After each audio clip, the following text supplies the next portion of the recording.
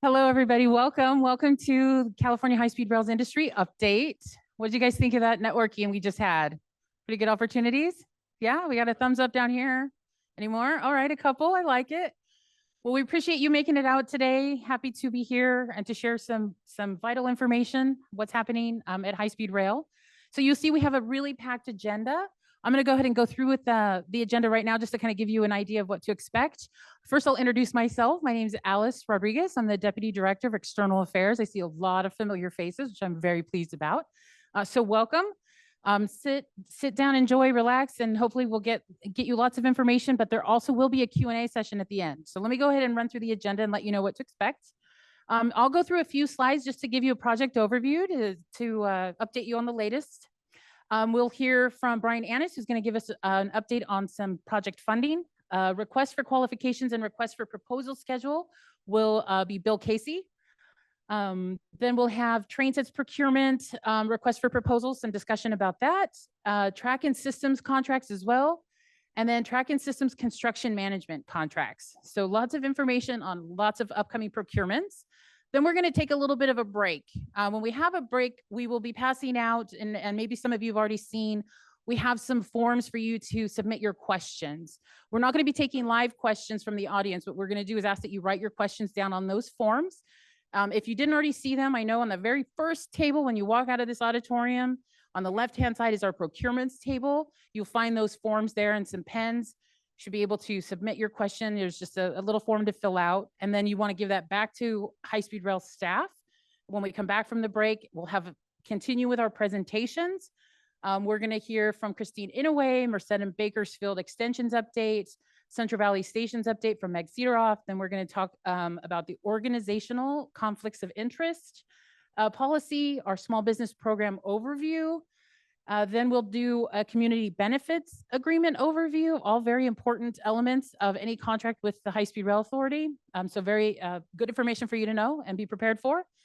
And then we're going to have a longer break. This is going to be a 30-minute break where we, again, encourage you to submit your questions following that same format of filling out that form, submitting it to High Speed Rail staff.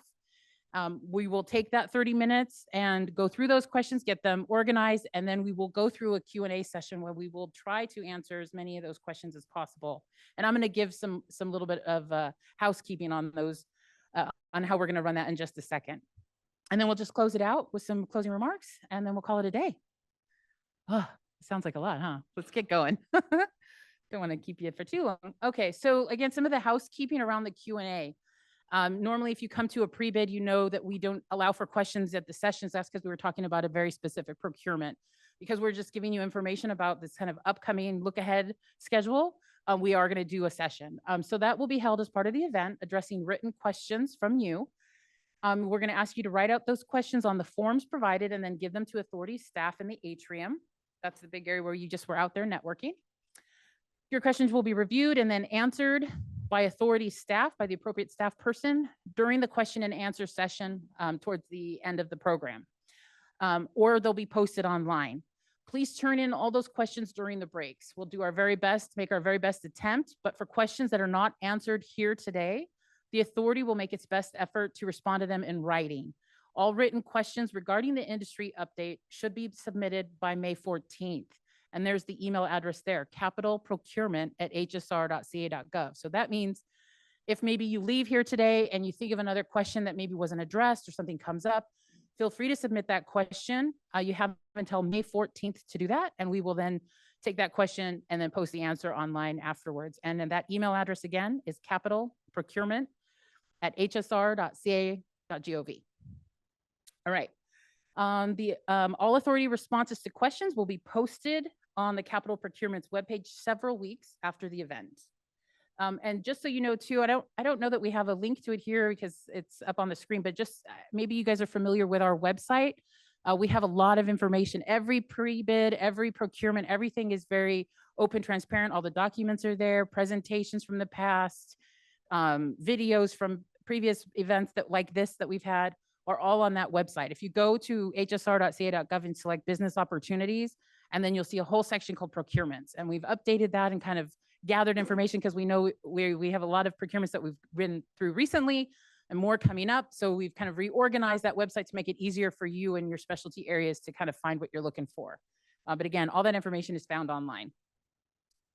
Okay. The authority welcomes questions on the project generally, as well as more specific questions on the anticipated upcoming procurements, such as scopes of work, timelines, small business requirements, and general process.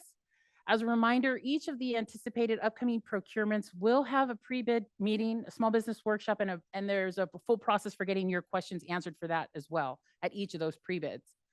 The authority will not answer questions regarding specific organizational conflict of interest matters, active or prior procurements, or other topics it determines are not relevant to the purpose of the event. And then please do not use the question and answer session for advertising or promotional purposes. You know, we had to say that, right? All right. Okay, so now let's get started. Again, I'll introduce myself, Alice Rodriguez, Deputy Director of External Affairs, and I'm just going to go over a few brief slides to get everyone acquainted to the project. Take a look at the map there on the right-hand side of the screen. That dark blue line is phase 1. That's 494 miles connecting downtown San Francisco to downtown Los Angeles and Anaheim. Phase 2 is the yellow pieces extending from Merced up to Sacramento and then south into San Diego, another 300 miles approximately. What high-speed trains will travel, up to 220 miles per hour and up to 24 stations. A little bit about where we are today. This is a really colorful map of the alignment there. Today, we have 119 miles under active construction. 52 miles are under advanced design. That's north 34 miles into Merced and 18 south into Bakersfield. We're going to hear from Christine Inouye, who's going to give us more about an update on that. Environmentally clearing the full 194. So as it is right now, approximately 422 miles have already been cleared. We are anticipating in the next few months to get through and have a total of 463 miles environmentally cleared. That is massive. Very excited about that. There is a lot of work going on outside of that 119, including on some bookend projects. You'll see those kind of with those orange cones, or the orange cones are the extensions in the north and in the south, and the Caltrain electrification in the north, and then also some station work. And we'll talk a little bit more about each of those sections in just a second. And then the station design for all 4 of the Central Valley stations is underway. That's Merced, Fresno, Kings Tulare, and Bakersfield. Okay, so program update, some highlights. More than 13,000 construction jobs have been created since construction began. Quite impressive.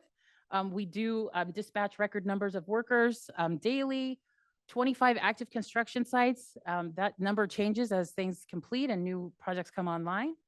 And we're averaging something that we're very proud of. 70% of workers working on the project in the Central Valley are coming from disadvantaged communities. More stuff that we're extremely proud of and why we're here today is the small business event. 840 small businesses have already been employed. 291 of those are DBEs, disadvantaged business enterprises, and then 103 disabled veteran firms. And we do see, and we know this as a matter of fact, that's that wealth creation for those residents in those disadvantaged communities when we give small businesses a chance and give them the ability to compete on projects like high-speed rail. So we're very pleased with that, with our numbers there. Leading in sustainability, currently using Tier 4 equipment on construction. We're going to run on 100% renewable energy. And we are recognized as a Platinum Sustainable Infrastructure Project. Again, kind of leading the way in mega infrastructure projects and sustainability, not just in operations, but in delivery as well. And here's just a little take a look from the sky view of some of the construction that's happening. I know if those of you that maybe are not familiar or live in the Central Valley or travel through it on a regular, maybe you haven't seen some of these structures, but they are quite massive, large. You'll see that was the San Joaquin River Viaduct. This is the Wasco Viaduct, which is on the southern portion near the city of Wasco in the Central Valley, southern portion of our alignment. And you see that's a pergola structure where we cross over the existing freight lines. This is Cedar Viaduct. This is where we cross over the 99, Cedar Avenue, and North Avenue, I believe. Can't miss this structure if you're traveling on the 99 through Fresno on the north end, or south end, excuse me. This is the Hanford Viaduct. So this is the future site of the Kings Tulare station. This is, I think, the largest. Garth is here. He could tell me. I want to say it's well over a mile long, massive structure. And then the Tule River Viaduct, here's our last one, just to give you a sense of this. Again, lots of waterways in the agriculturally dense Central Valley. So there's lots of viaducts where we go over freight, but also waterways. Okay, so I know I'm speeding along, but that's because I know why you're here, and we're going to get there in just a second. I'm just going to have 3 last slides to tell you a little bit about, again, what's happening in some of our other sections. We really kind of project, we kind of group it in 3 sections: the Bay Area, the Central Valley, and Southern California. So I'll start at the top here in the north, in the Bay Area. That's a 159-mile segment. It is 100% environmentally cleared. That means it's eligible to begin advanced design. We are doing that corridor electrification project with Caltrain. We're a funding partner there. That's a 51-mile project already underway. And unfortunately, right now, segment construction is unfunded, but we do have these goals here of advancing the design work as much as we can now and into the future, continue to engage with our partners on looking for early investments we can make in our shared corridor, and then develop segment funding options as well. You can see that. And then Central Valley, I kind of already talked a little bit about, but just again, 171 miles in total. That would be our initial operating segment, our early operating segment from Merced down to Bakersfield. That's it's 171 miles. I don't know if I did say that, 171 miles. The stations, again, are under design work now. Meg is going to talk to us a little bit about that in a little bit. And then our goals here is to have operations in the 2030-2033 window, advancing the tracking system contracts. This year, you'll see again in just a second, a lot of that happening. And then working on our train procurements. As I think most of you know, we have our 2 qualified bidders out there, Alstom and Siemens. And then in the south, so let's talk a little bit about Southern California. This is 164 miles. We're continuing the environmental clearance this year and into next. It will be eligible to begin advanced design where we are cleared now. And then we do have some bookend projects.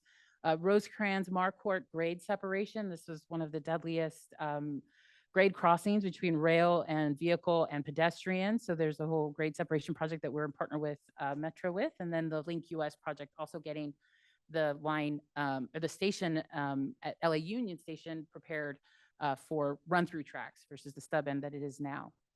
And then that segment is also, the construction is unfunded currently, but we do have those goals to continue the environmental work, identified early investments in that shared corridor, develop a segment funding plan, and then establish that connection point, with the emerging Brightline service, which has been in the news of late. So I'm sure you guys have heard of that. So working on that. So that is my update. Whew.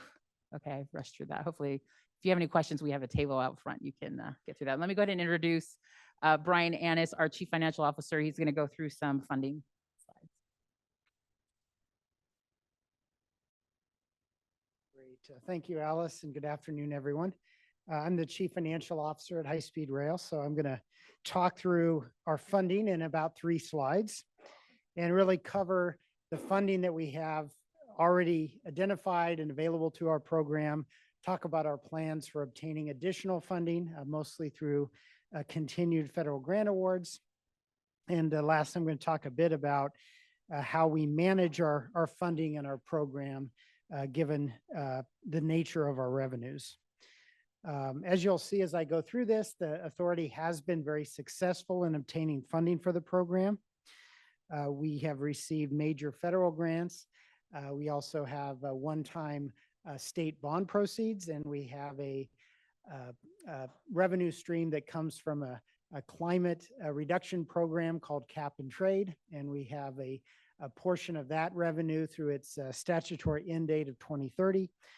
So you'll see we have fairly good funding in place, but all of high-speed rail funding is one-time funding or limited term funding, so we don't have the benefit of something like the Highway Trust Fund or something that is a long-term stable funding source yet, but certainly we want to keep working toward that. At a top level, as I go through these slides, you'll see that the authority basically has all the funding in place we need for our first 119 miles for what we call the first construction segment. We're also expanding north and south about 18 miles south to Bakersfield, about 34 miles north to Merced. And our goal is to have that Merced to Bakersfield segment be our first passenger operations. And that totals 171 miles. So we're funded for the 119 miles. Where we're lacking some funding and still working on it is for portions of those extensions to Merced and Bakersfield. And we're structuring our procurement in a way that recognizes that through some use of notices to proceed, so we can get started on work where we have funding in place. Where we have funding remaining to get, we will continue working with our federal partner and the state legislature to get that funding in place. And our hope is to do that without any delay, so that we'll be able to open our Merced to Bakersfield service on the timeline in our business plan, which is 2030 to 2033. So the first slide I'm going to go through is a table. All of these slides I have are from our 2024 business plan. This slide is summarizing our board adopted program, which is our funded program. And so before January, our funded program was about $22 billion. After we received major federal grants in 2023, the board bumped that up to $26 billion. This doesn't represent all of our funding because we have about $2.5 billion beyond this in state revenue, but we're reserving that currently to match new federal grant awards. So the $26 billion represents, again, the money we have in place, and we've matched that with scope that we're proceeding with. At the top, largest category is our civil construction of the Madera to Wasco section, the 119 miles. About $12.5 billion. So that's all funded with a combination of state and federal funds. We also have $3.8 billion set aside for track and systems and related infrastructure on that 119 miles.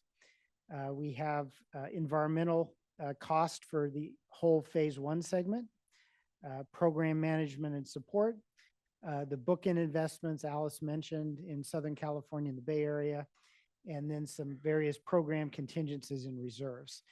With the large federal grant awards on the bottom half of the slide, primarily from a federal state partnership grant that was about $3.1 billion of new federal money. That funded our first 6 train sets. It funded our Fresno high-speed rail station. It funded construction on an additional 13 miles toward downtown Bakersfield, including track and systems, and funded some train set facilities. Additionally, it funded 100% design of our Merced and Bakersfield extension and 100% of the right-of-way cost of those extensions as well. So we're really overjoyed with the federal support we've gotten over this last year, because they've really endorsed and put their money into this Merced to Bakersfield segment. Next slide here is a little complex, but it's maybe the first way to view it is with colors. Green is good, green is money, green is funded. And on the left side, we have going from the bottom to the top, Bakersfield to Merced. That's kind of our alignment in the Central Valley. And then going across at the top, we're showing the different phases of the project, starting with environmental, through design, right-of-way, construction, first track, second track, and train sets. So as you'll note with the green colors here, we're almost all funded in the middle section. And where we primarily need additional funding is in the north and south, the 34-mile Merced extension, and what's left of the Bakersfield extension that's currently unfunded is about 6-7 miles from the Bakersfield Airport to downtown Bakersfield. Also, our current board adopted scope is currently only a single track on the 119-mile segment, but our statutory direction is to build that as a 2-track system. If we don't get federal funds, it's very likely we'll direct additional state funds to that scope, but we do currently show that here as a funding need. But you know, if you squint your eyes, you'll see this is mostly green. So we have a lot of work to do, and we're funded for most of it. Where we're not, we're working hard to get those additional dollars in place. Last slide here for me is just a bit of a stackable bar chart of revenue. Just highlighting some of the big revenue that we have to date. The largest block here is in green, is our Proposition 1A state bond funds. Those are directed to the project, fully available to the project. And we've spent most of them. I think we have about $2 billion left for this scope. And the other major state funding for the project, you'll see in orange here, is what we call the C&T. That's the cap and trade pollution reduction program that we receive funding from. We've received 6.7 billion to date. And in the blue above, there's a couple different levels of future cap and trade funding. We think we'll get at least 5.1 billion, but more likely get another 1.7 billion on top of that. So about 6.8 billion more, we think. In recent, this is actually an auction-based market, the cap and trade unique.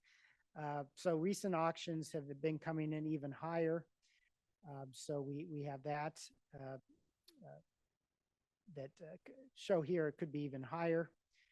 Federal grants to date, we have some older federal funds at the bottom, 3.5 billion that came from the Obama-Biden administration.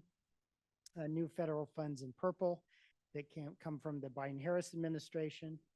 And at the very top, we show our current goal in this time period for additional federal funding grants from the IIJA, the Infrastructure Investment Program.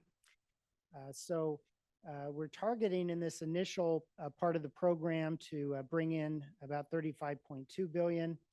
And to date, the amount that we have funded is we're estimating about 28.8 billion, leaving a gap of about 7 billion. Again, we have some fluctuation in some of our revenue sources like this cap and trade program, but again, we see ourselves a little shy of 29 billion of funding achieved and about 7 billion more to go.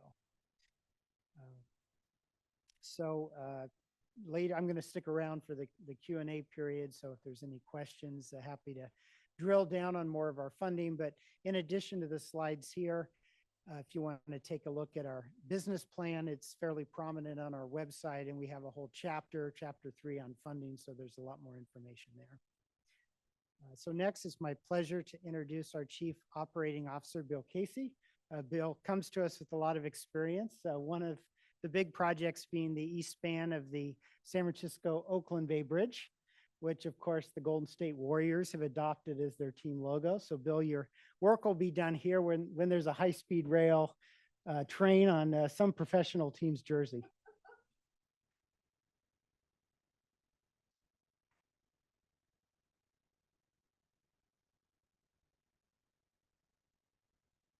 So good afternoon, everybody. So I want to thank Alice for introduction. That was excellent. And Brian for his presentation of funding status. And I have to say, Brian and his team are tenacious. They go after every dollar they can get. So I'm confident we're going to get the money to finish this program. So a couple of things I want to emphasize before I start. We have a series of milestones we have to hit. We want to have this system, the 171 initial operating segment, running by 2030 to 33, that window Brian mentioned. That is an axiom. That has to happen. So hitting all our milestones is important. To do that, we're looking to do about $15 billion worth of work from existing contracts to new contracts for the next 6 to 9 years. And since Brian brought up the Bay Bridge, on average, Bay Bridge did $3 billion in 10 years. We're going to do $15 billion in 10 years. That was one heavy lift. We need everybody and everyone out in the audience. We want you to be a part of us. As we do that, we're going to be looking at multiple construction methods. We're looking at design, bid, build. That's typical. You'll see that. That's the industry standard. We're also going to look for more collaborative methods, construction manager, contractor, and progressive design build. And we want to really emphasize to the extent possible, it's not billion-dollar contracts. We've had the 3 CPs are in that billion-dollar range. But we want to drive down and get some smaller contracts. We want to focus on smaller contracts, more manageable contracts, get more industry resources involved. In doing that, I really want to emphasize collaboration.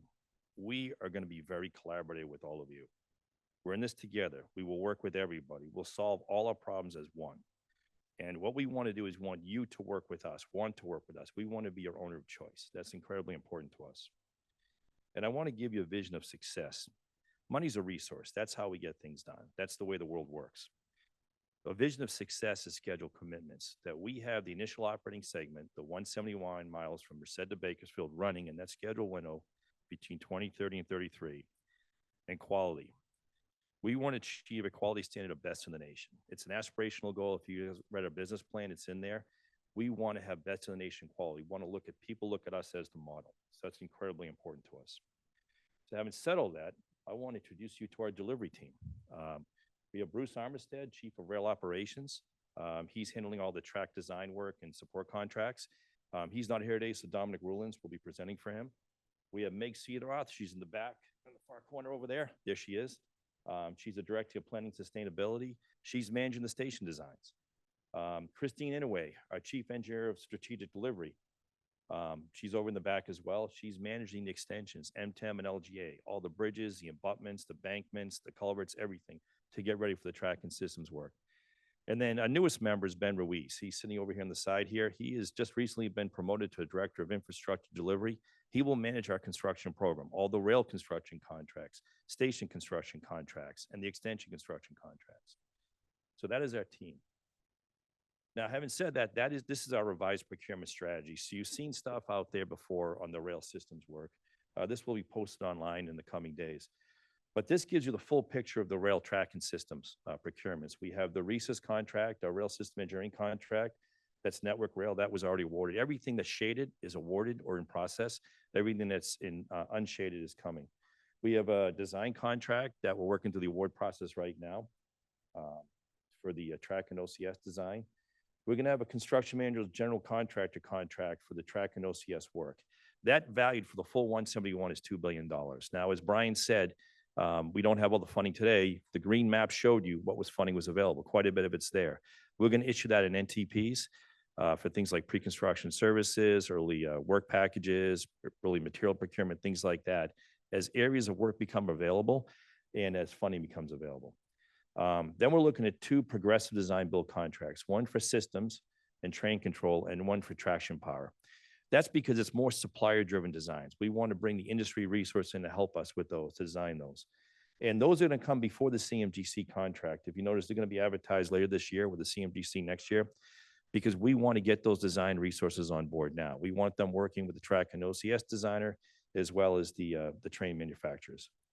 And then we have a train set and driving simulator supply contract, supply maintain contract that's out there. That RFP is out there, and we're looking to get that soon to work through the process and award that contract. We have depots and facilities. We're going to have a design contract for the depots and facilities, and we'll have multiple construction contracts for all the parts and pieces because they're located in different areas, different regions. So having one mega contract doesn't make sense, but we're looking at multiple contracts to build those. And again, that's also as the funding comes available. We'll have an independent cost estimator. That's for the CMGC and the progressive design build to help us reconcile the costs with the future contractors there so that we can come to agreement. We're going to have multiple construction manager contracts to help manage the construction work. We'll have one for the track and OCS. We'll have one for the signaling and train control and one for the traction power. And then we're also looking at multiple construction manager contracts for the facilities because they really are in different location. It gives us opportunities to get more work out there for smaller contractors and smaller consultants who want to participate in the program. And we also have integration support contract that's going to be coming out. Dominic will talk more about that, and as well as an independent safety assessor. And that's the rail procurements. We revised it. We took a hard look at the schedule back in January, and we reordered our procurements from what you've seen before to better give us an opportunity to hit that schedule window of 2030 or 33. But I don't want to stop there. I want to talk about the stations. I want to give you the whole picture. So the stations, Arab Foster's is our design group who's working on the stations. And we're gonna have multiple construction contracts for Merced, Fresno, Kings Tulare, and Bakersfield. And those will be coming out the first in 2025 and the following in 2027. So those be coming, they're in the future, as well as multiple CM contracts to manage those. And as I mentioned earlier, Meg will talk more about those in her presentation. We also have a smaller contractor out there for the historic depot in Fresno to retrofit that depot. So that's looking to come out. Page and Turnbull, the designer, is looking to come out in 2025, as well as a CM contract to manage that.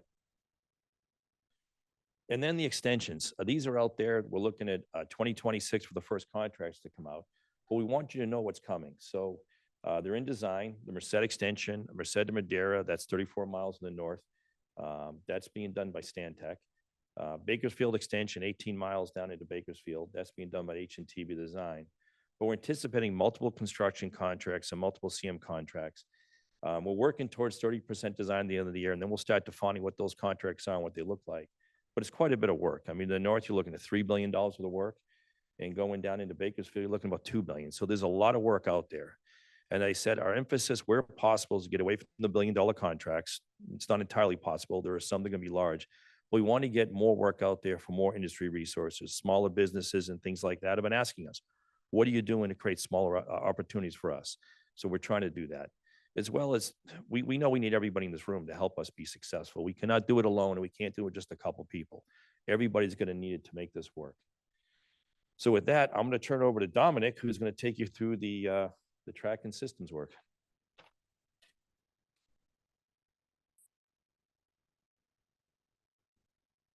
Thank you, Bill. Good afternoon, everyone. So I'm Dominic Rollins. I am the Deputy Chief of Rail and Operation, and I am speaking in a delegation of Bruce Armistead, who was not available this afternoon. So, as you can saw on the table from Bill, we had some reshuffle of the contract for the track and systems part of the work in order to first facilitate the work and have a better split in the contract according to the specialty of the work. As you surely noticed, it is one of the reasons why when previously we had one big system contract, we have now two subcontracts, one for power supply and one for signaling and telecom. Here it is. So the first one that I will speak about is the trainset contract, which is under procurement right now. It was a process, a two-step process in order to buy this rolling stock. The first step was a RFQ, where after which the authority selected two shortlisted providers, Siemens and Alstom.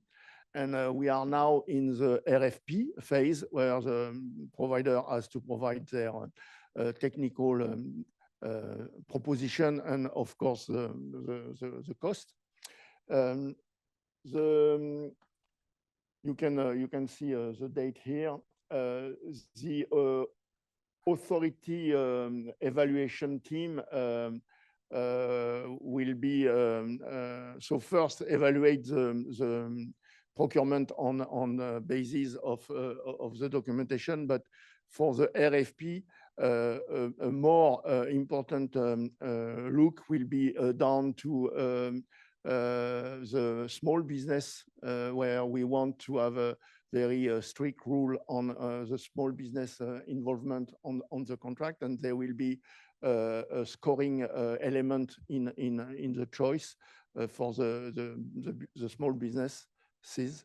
And also the US employment plan will also have a scoring element in the procurement in order to prevail a good job for the Californian people and US people.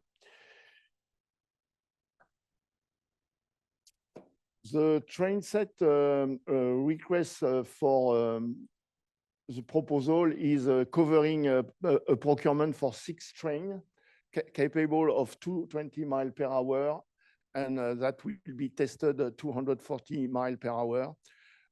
It's for, of course, for safety reason, we have to test the train above the speed of operation, and the rule, the general rule is to test 10% above. Even if we know that the FRA requirement is 5 miles per hour above the operating speed, so there will be two step in the certification of the rolling stock. One step at the FRA target, and then we'll test it for the 10%, which is the I will say world standard. We will receive first 2 prototypes to support the static testing and the dynamic testing and trial running. This delivery will happen 4 years after notice to proceed of the contract. And we'll follow 4 train set for production to support the operation and being delivered by 2030 to 2033, depending of the timeline of the starting of the operation. The contract will be a supply maintenance agreement, which is very usual for this type of production. The train set will be designed to meet performance-based requirement. So I spoke with 220 miles per hour, but also about train separation, train safety, equipment, and integration of the rolling stock according to the other systems. The scope of work include, so of course, the design, the manufacture and delivery, integration, testing and commissioning of the train set, and provision for a driving simulator. The driving simulator will be located in a facility, that facility being part of another contract, but the simulator by itself will be designed and provided by the rolling stock manufacturer. Maintenance of the train set for 30 years, including the midlife overhaul. For those who are not very aware of the rolling stock matter, generally after 15 years, there is a refurbishment of the rolling stock in order to keep it up to date on the technology, but also you can have some comfort elements that are added to the train, or changing the seats, for example, after 15 years, they are a little bit tired. So it's all what we call the midlife overhaul. And also there will be in the contract provision for the spare part. And the last point is development and provision of the interface criteria with the core system. And the two main elements are the rail wheel interface, because it's one of the big elements in order to be able to reach this kind of speed, and also the catenary pantograph interface. And contrary to what people could think, the catenary to pantograph interface is one of the most important and difficult aspects. And in France, when we reached the world record, we were limited by the speed. The 578 kilometers per hour was a point where we lost contact with the catenary, and it's why we stopped to raise the speed, because at the time the objective was 600 kilometers per hour. However, so when we were thinking that the rail wheel interface will be the issue, in fact, it was a catenary to pantograph issue. The train set schedule. The shortlist was announced in January. The request for proposal was released in April, and the proposal are due mid-August, and notice to award is planned for September. The anticipated contract execution and first notice to proceed will be around November of this year. So by the end of the year, we hope we will have our rolling stock defined, which will be very important for the other contract. As we said, the track train interface and the power supply train interface are of a critical element. So going to the system contract, as a reminder from a bill table. So on the track and overhead system, we awarded yesterday the design to GV from Sistra and TIPSA. The NTP is due to be signed or agreed by the board in June. The construction through CMGC contract is planned for the beginning of next year. Because as Bill explained, we want an early involvement of the builder into the design, and we also have the aspect of managing all the interface. One of the big issue for a rail system like that is integration, and having so many contracts ongoing will need a big effort for the authority on the integration aspect. And we want to have all the parties at the table in order to define these big elements. On the system aspect, so as said, we will have two parts, signaling and train control by the fall this year, and also traction power, same by the fall. Traction power will come first because it's on the critical path for our schedule, sorry, due to the long lead elements that the traction power has need to have. For example, transformers and such elements that are quite on the long lead range. Then the train set, as I said, is already done. Then we will have the depot and facility. So the design should be procured by the end of the year. And we will have several construction package coming from 2025 and as needed and as funded later on. What I can tell you is that the first facilities that will be built will be the OCC, the Operating Control Center, because we need to install all the signaling management and telecom management inside that building. And as the construction of the signaling and communication will start early, we need the building in order to install the equipment. So the first contract to come will be the OCC. And the OCC will be located in Fresno. We have some other facilities that will come. There will be the maintenance of way, the main maintenance of way facilities, and the maintenance of way siding all along the line. We will have the light maintenance for the rolling stock and the EV maintenance for the rolling stock. As support for this contract, the authority will request procurement for the independent cost estimator in order to oversee the cost element for the progressive design and the CMGC. We will also request an integration support contract.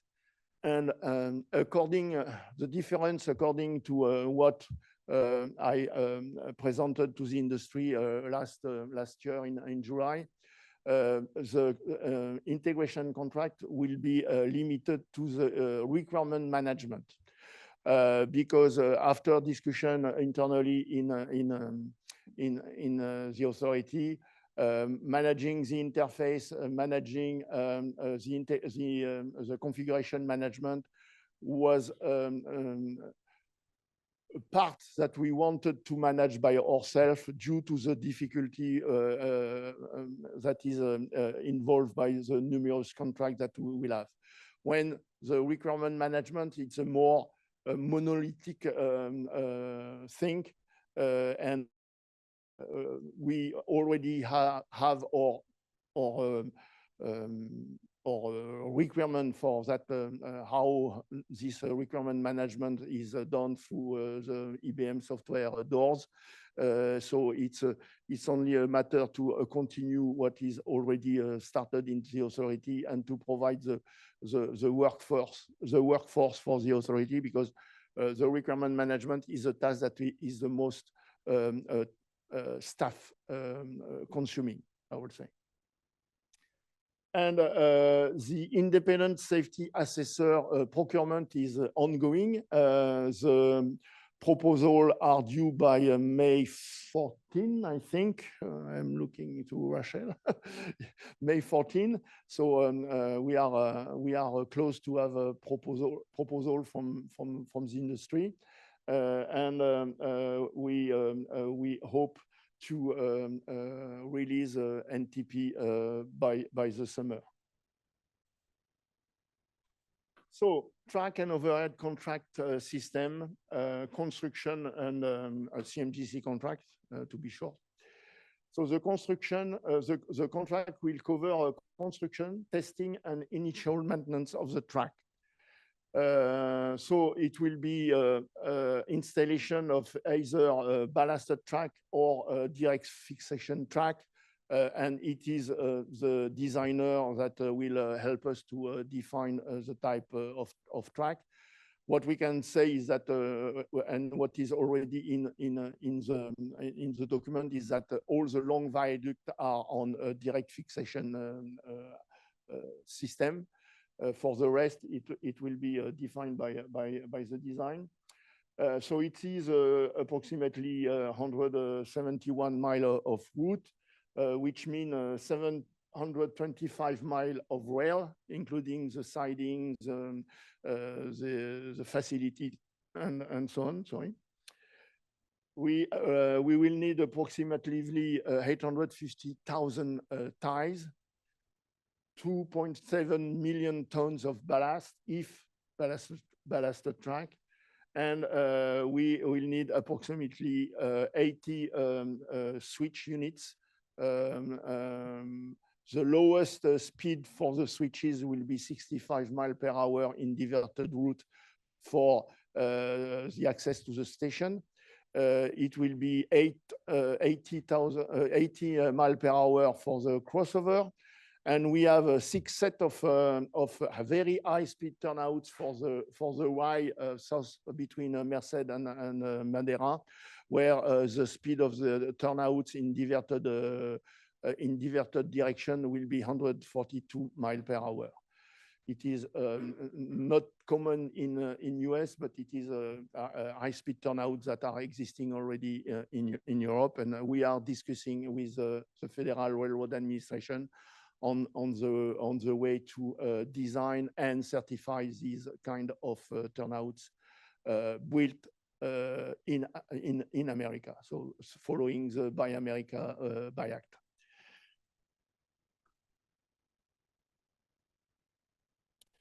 The track and overhead, the overhead contract system of OCS, it will concern construction, testing, and initial maintenance of overhead contract system.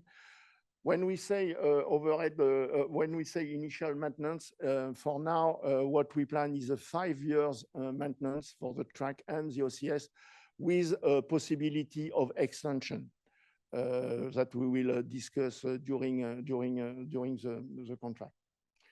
The system will be a 25 kilovolt OCS system with a double well return.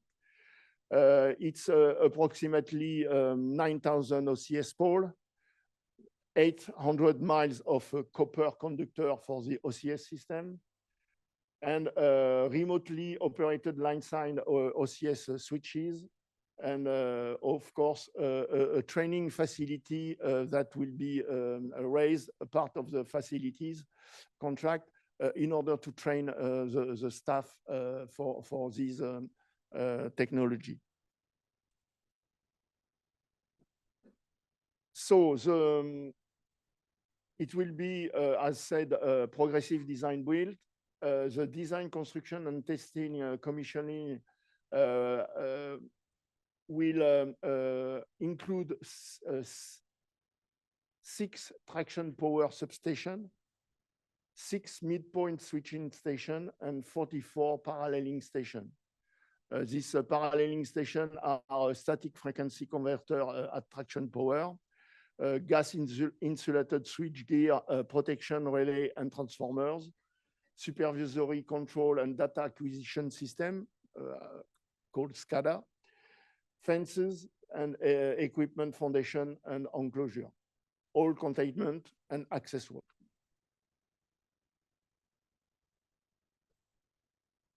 For the distribution energy resource system, we will have a 4 traction power substation site. We will have a single axis tracking solar photovoltaic farms. We intend to provide 100% of our energy as green energy, and the photovoltaic power that we will develop will allow us, along with green electricity from PG&E, to cut our peak demand on peak hour from PG&E, and also be able to sustain some operation in case of failure of PG&E. It will be a DC-AC inverter, transformer, and cable in duct bank along the right of way. The connection of the PV will be a 34.5 kilovolt distributed energy resource. They will include a battery storage system and battery management system to mitigate the traction power electric demand, as I just told you. And a high voltage utility connection from PG&E. So PG&E will do the work up to the substation, and at the substation, the contractor, the power provider will have to connect with a PG&E contract. The train and control and telecommunication progressive design contract. It's design, construction, testing, commissioning, and initial maintenance of the train control, which will be an ETCS level 2 system without line side signal. It will have a train detection system, balise, approximately 80 wayside train control location, traffic management system, and automatic train protection, automatic train supervision, and automatic train operation hardware and software.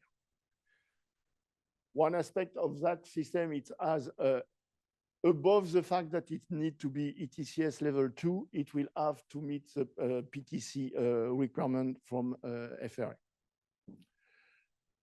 The design and construction, testing, operation, and initial maintenance of the medium voltage power will be also part of this contract. It is not part of the power supply contract as we spoke previously. And the reason why is because the work of that part is cabling along the guideway and along the track, and it is where the signaling contractor will work. So in order to avoid unnecessary interface between the power contractor that will work outside of the guideway in the substation and the solar production sites, these contract signaling and telecom will work in coordination with the track and OCS contractor in the guide.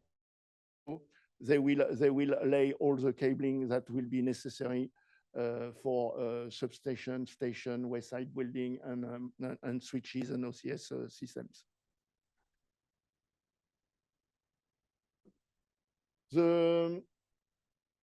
To continue on the train and telecommunication contract, we will have also the inclusion of hazard detection and early warning system.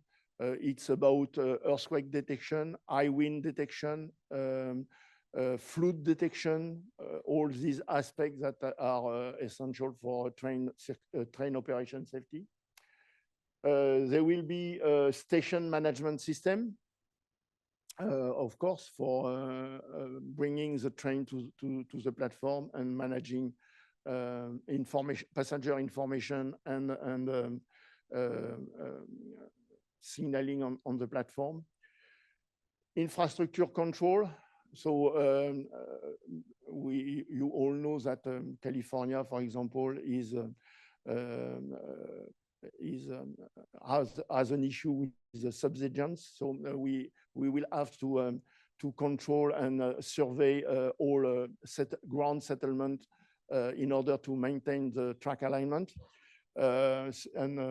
We also have some survey equipment on the MSC wall to manage and so on. So there is some equipment that are installed right now by the civil contractor in the valley or will be installed later on by the track and system contractors in order to have a continuous and live state of our asset. There will be also a closed circuit television and public access and customer information system. So if in the station, of course, but also outside of the station, we will have the CCTV for intrusion protection. The guideway will be a very strict controlled access area. As I say to the guy on site, on high-speed train, if you are working on the site, when you see the train, it's too late, you are dead. The train is coming too quickly to have any time for reaction or escape. And so it's why we will have a very important system of intrusion protection and detection, mainly. That will be linked to the signaling system with the speed reduction when we have detection and so on. And remote condition monitoring, of course, all our system will be remote controlled because, as I said, limited access to the guideway. As soon as somebody has to go to the guideway, it's speed restriction, it's delay for the train. So we try to avoid that. Also, as said, on the telecom, we'll have the IT multi-protocol layer switch digital communication network to install with approximately 750,000 meters of fiber optic cable, wireless communication system, approximately 50 radio site with 100-foot mast, and a network telephony system, including all wayside and building telephony console and management, and a radio for maintenance and all the communication needs for the authority. I am now passing the speech to Mr. Ben Ruiz, our infrastructure delivery director that will speak about the construction management. Thank you. Thank you, Dominique. I just have a couple of slides. I'm Ben Ruiz. I'm the infrastructure delivery director, and basically what that means, kind of a fancy term, but as all these projects get into construction, they kind of fall under my purview. And so we've got a lot of work coming up. It's exciting. Some of the things that Dominique was talking about, some of the numbers that Bill and Brian were talking about, we have a lot of work ahead of us here in the next 10 years or so, or less than that. So we need your help. We can't accomplish this tremendous feat without you guys. So you've seen this information here before, but basically in some of the previous slides, but you know, as I was mentioning, as some of these, the track and OCS systems get into construction, they'll fall under my purview. And so that means we'll need construction management firms. And so the way we operate at the authority, we have a small state staff. We rely almost 100% or mostly 99% on consultants. So although I've been recently, you know, promoted into this role, I've been with the authority now for 7 years, all on the design build contracts. And so we come to rely heavily on all of you folks to make our projects happen. And so this is just a table here that shows what we have coming up. Some of this you've seen before. We have the CMGC contracts for the track and overhead contact system. We have the progressive design build contracts for signal and train control and traction power. And again, as those progress into construction, we'll need to get to the construction management contracts out. And that's kind of like the bottom of this table here. You'll see that we'll have a construction manager contract for track and OCS coming out approximately in second quarter of 2025. Construction manager for signaling and train control, first quarter of 2026. Same for construction manager and traction power for first quarter of 2026. And we have multiple construction manager contracts coming out third quarter of 2025 and beyond for some of our other facilities. And this is just kind of a range of the scope of services that we'll be looking for to manage these construction contracts. We have project management administration, handling the daily correspondence between the authority and the contractors.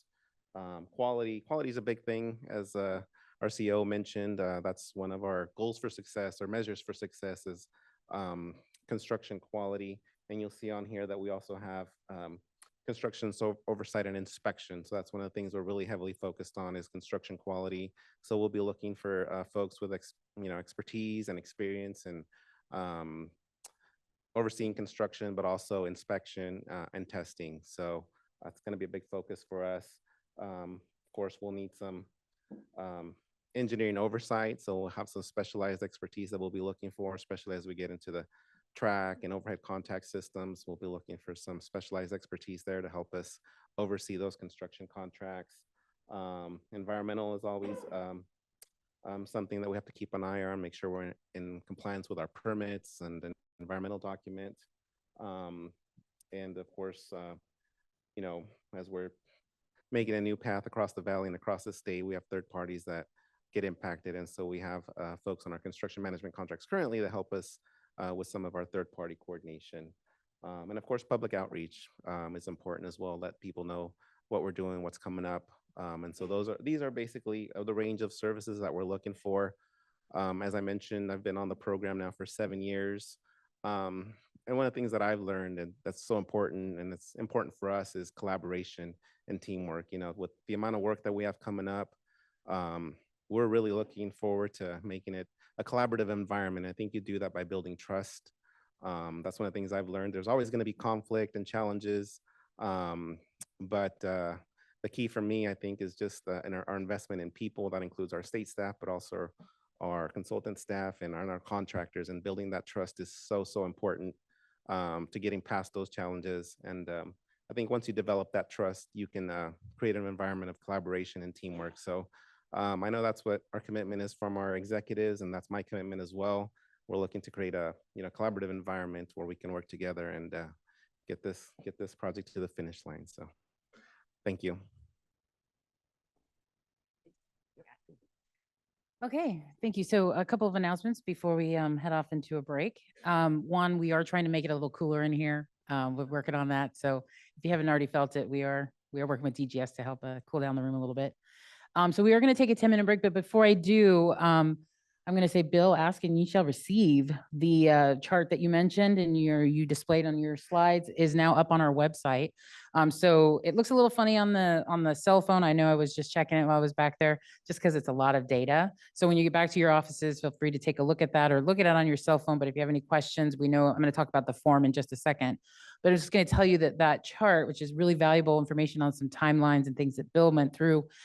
If you go to our website, hsr.ca.gov, and you select business opportunities, there's one section that's called procurements. It's pretty straightforward, right where you're headed. Procurements, and there's in there A&E, the architectural engineering contracts are separated. Like I mentioned, then we have an archive, so you can look at old procurements or in capital procurements as well. So any of those active procurements, all the things that we mentioned, that's going to be on that first section under procurements, which again, this is just the A&E, so you can't miss it. So with that reminder, if you have a question after these great presentations that we just went through, use the form that you'll find at that first table as you walk out on the left-hand side. That's the procurement table. You can get one of those forms, put that question in, and just hand it to one of our staff. You should be able to see a little tag, should be identified. If not, once we come back in here after the break, we can have some staff raise their hands and you can pass your forms through. So more to come after the break, more updates about what's happening in the Central Valley, and then of course our Q&A session as well. So let's do 10 minutes. Let's keep it tight, folks. It's 2:11. So let's get back here. 2:21, 2:22. Okay, 2:22. All right, go ahead and take a seat. We are going to get started. Thank you all. Appreciate you coming back from the break. Let's go ahead and quiet down. Okay, yeah, I love how attentive you guys are. All right.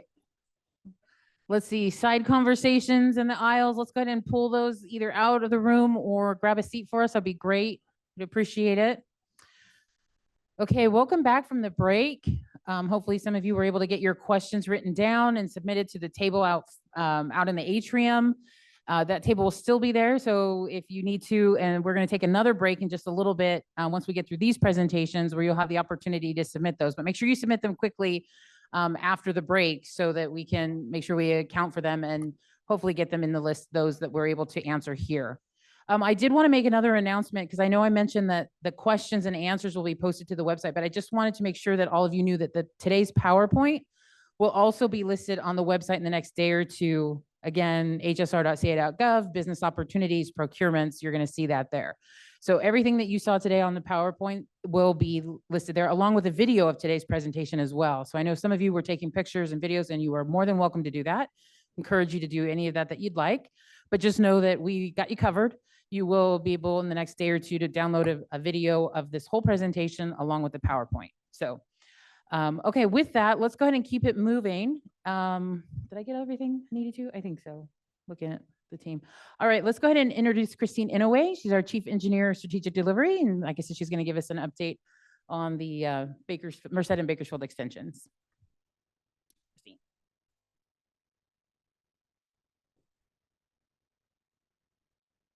Hi, thank you, Alice. These two extensions connect the 119 miles under construction in the Central Valley to our planned stations in Merced and in Bakersfield. And so with that, let's get started with the Merced extension update.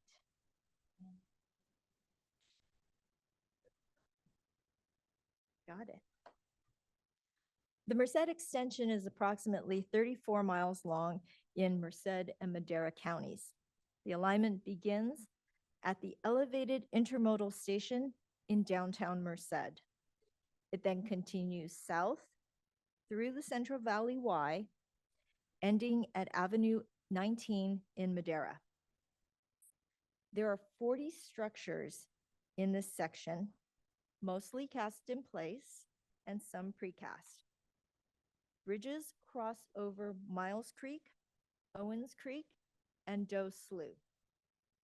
There are 3 viaducts with a total length of 2.5 miles, And this portion of the alignment also includes 29.9 miles of guideway embankment and 8 roadway structures. So the Merced extension is making great progress through the design stage. Draft configuration footprint was achieved in December. Utility conflicts have been identified and relocation designs have started. Value engineering and value analysis workshops were completed. These challenged and analyzed the design to improve value, performance, and quality. Right-of-way acquisition activities are underway with the award of the Federal State Partnership Grant. And we plan to reach 30% design at the end of this year for this portion. The Bakersfield extension is approximately 18 miles in Kern County. It begins at Poplar Avenue in Shafter, follows the future Northern Beltway corridor, and ends at the F Street station. There are 31 structures in this portion, again, mostly cast in place and precast, with possibly steel or long span structures. The alignment is elevated by retained fill and grade separations in the city of Shafter, and this portion also includes the BNSF shoe fly. There are 2 viaducts in the Bakersfield extension with a total length of 5.5 miles. The extension includes 12 miles of guideway embankment and 10 roadway bridges. The Bakersfield extension is also making good progress through the design stage. Draft configuration footprint was achieved in January, and utility conflicts have been identified with relocation designs already started. Value engineering and value analysis workshops were conducted. And again, right-of-way activities, acquisition activities have begun. Like the Merced extension, we plan to reach 30% design for the Bakersfield extension by the end of this year. Construction and utility relocations for portions of the Bakersfield extension are funded with the CRISI and federal state partnership grants. Both the Merced and the Bakersfield extensions issued notices to proceed to complete final design and construction-ready documents. Construction staging plans and constructability reviews are part of the final design stage. Initial evaluation of future construction packages has begun. Similarly to what our Chief Operating Officer had mentioned earlier, we plan to utilize design bid build and alternative delivery methods like construction manager general contractor. The authority is considering smaller construction packages under 500 million where possible to provide more bidding opportunities and broaden participation. Smaller early works packages for utility relocations, roadway improvements, and environmental mitigations are also being considered.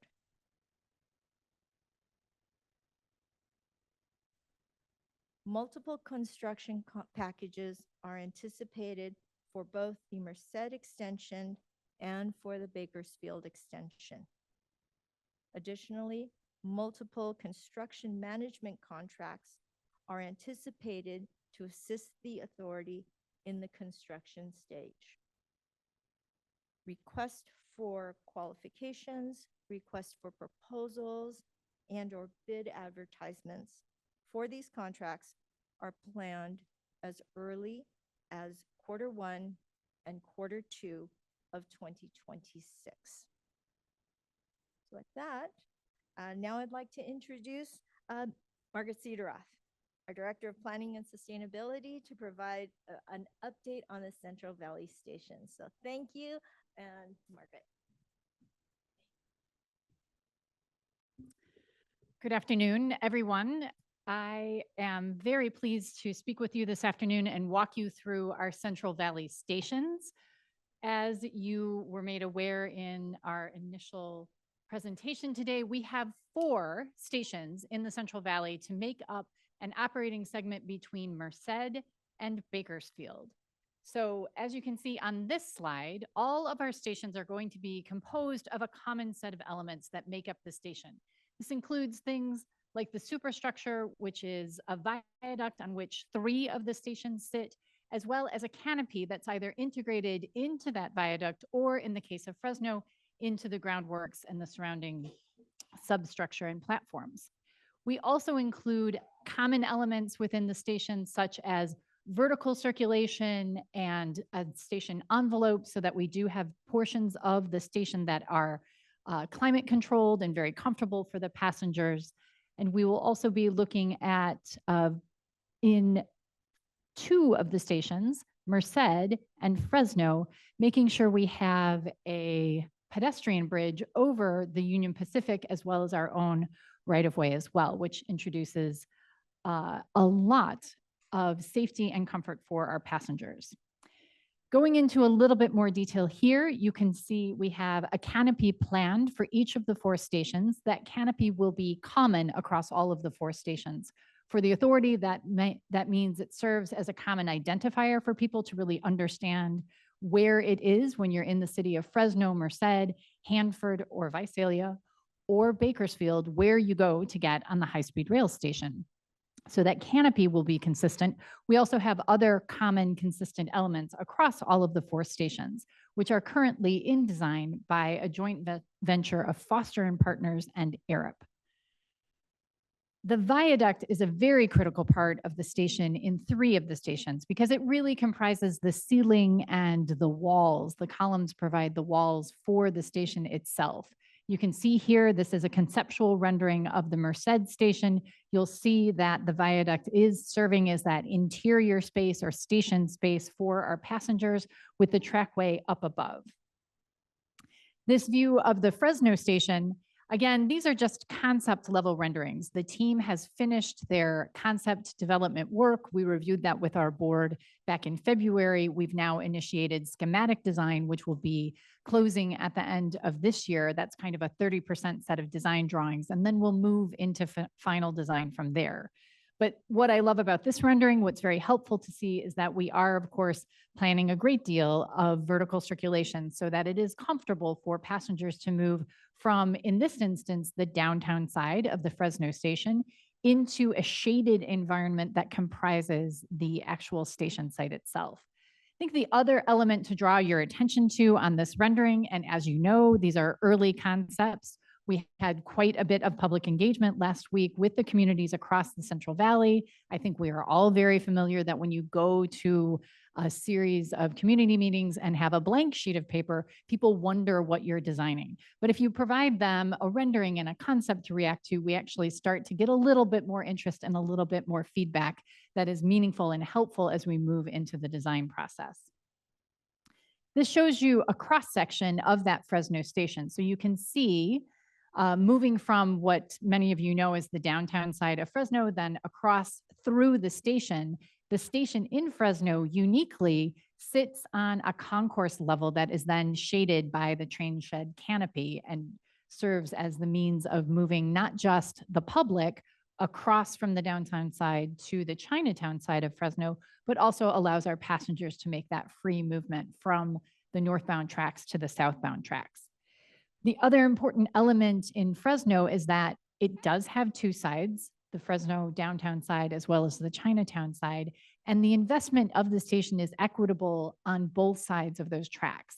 What we have done to date is a lot of site planning, analyzing the underlying conditions of the site, analyzing the land use and the overall planning context in which the station sits, so that we know where to put the major elements of the station, like pickup and drop off or parking, bicycle parking, as well as transit parking.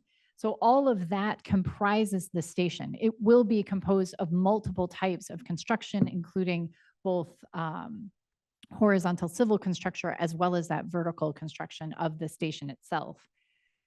You can see on this slide, we have many pieces of that station design in progress already, moving to 30% design by the end of this year. But one thing I want to flag, and I know this was brought up in Mr. Casey's presentation, we received a grant from the federal government. We received $20 million, which we matched in order to do what we call early site activation projects in the city of Fresno. We already own much of this right of way. We own very specifically a historic rail depot on the downtown side of the overall trackway. And we also own the plaza space in front of that. This area has been in construction for quite some time, and the community surrounding this station site is very eager for that construction to be done and for something wonderful to arrive in their community. While the station itself is further off in the construction timeline, and I'll bring that up in a moment, we've focused with these new federal dollars on early construction, and these are somewhat smaller construction packages that will be ready for bid in 2025. So just to go into a little more detail in that, this gives you a floor plan of that historic depot, which we already own. It had some of our contractors and some of our state staff in there for quite some time, but the underlying conditions, its historic quality, the fabric of the building was deteriorating. So now we are undertaking seismic and ADA accessibility retrofit designs, which we will then let out for bid in, the plan is 2025. So that is one particular contract we're very keen to see go successfully, because this is a great space to be activated early and to really start building back the activity and the community interest in this station site. But we also received funding not only for that construction, which again, the design of which is being undertaken right now by a firm, Page and Turnbull.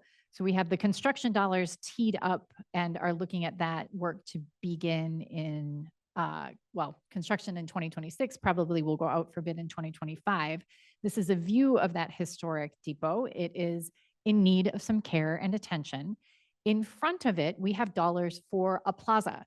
It's a great place within the overall Fresno downtown context, and it is envisioned to be about a $6 million plaza comprising things like fountains and landscaping and paving and shade elements.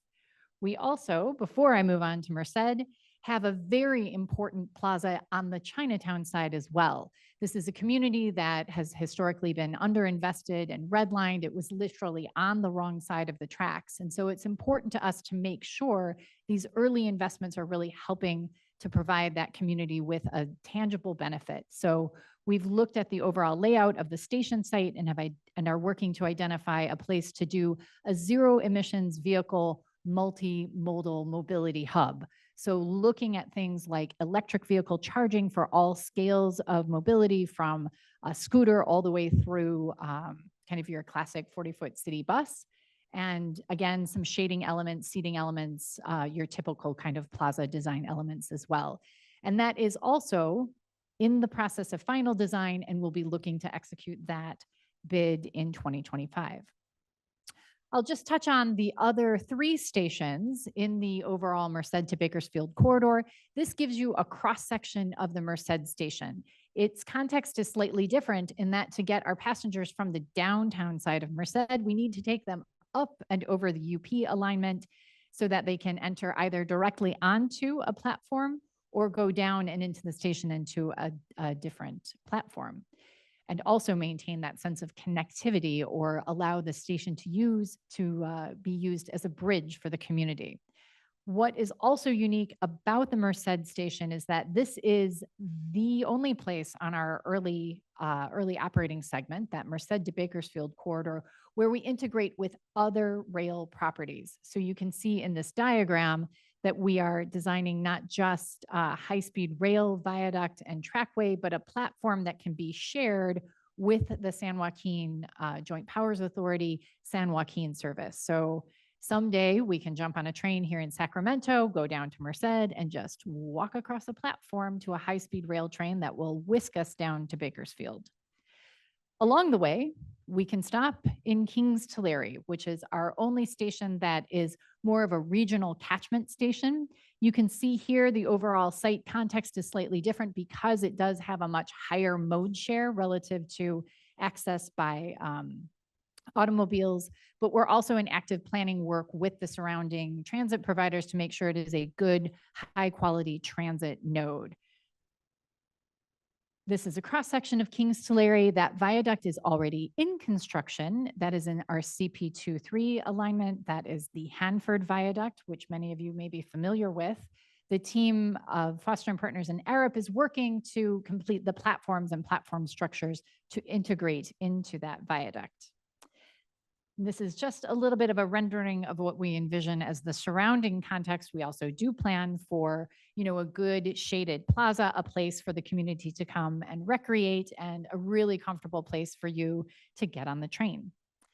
The final station in our alignment is in Bakersfield. As my colleague Christine noted, the LGA alignment ends at F Street here at the Bakersfield station.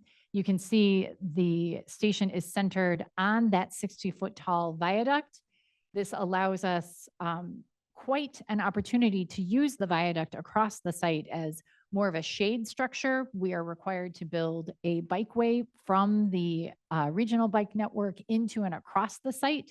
We are also making sure we're logically laying out that site and the site infrastructure and underlying infrastructure so that the site itself is able to adapt over and be ready for new forms of development that will be, of course, attracted to a high quality, high capacity, high speed rail system.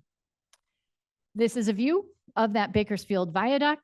It is intended to be a place where the community will come and gather. It's also a pretty exciting opportunity for economic development for the city of Bakersfield. Because it is a 60-foot tall viaduct, it does have a much greater sense of scale, and the designers, of course, are very attracted to the idea of trees growing underneath the viaduct, but we will see how the final design shakes out. This is a view, again, of that plaza leading into the station. As I noted, the stations themselves are a series of different projects, including that viaduct construction, the canopy integration, the station elements, as well as plaza and transit access and other access elements. Just a review of those upcoming activities. 25 to 27 is a very busy time for the team. 2024, we're very busy completing much of the design work for those plazas I talked about in Fresno, as well as the seismic retrofit for the historic depot. And then we will be also moving towards those types of common early works packages related to utility relocations and site clearance that Christine spoke of as well. And then we will be issuing bid packages for the stations themselves in the 2027 timeframe. Here is that in table format. I know you saw this earlier when Mr. Casey was presenting. We do anticipate much of this work on those smaller construction projects coming in 2025, with those larger packages to come in the 2027 timeframe. With that, I'm extremely pleased to hand over the mic to my colleague, Kate Cook, from our legal team, who is going to walk you through the organizational conflicts of interest.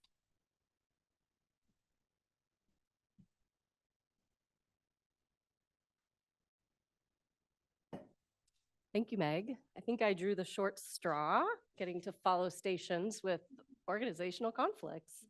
So not the most exciting topic, but definitely an important one for the authority and for anyone, small business, big business, looking to do some of the procurements that we have coming up here. So when we talk about conflicts, in the world of conflicts, there's essentially two kinds. There's personal conflicts that would affect, me as a person and my financial interests. But then there's also organizational conflicts. That's what affects your business. If you're a small business, a micro business, a DBE, or a giant firm, we all need to be thinking about this.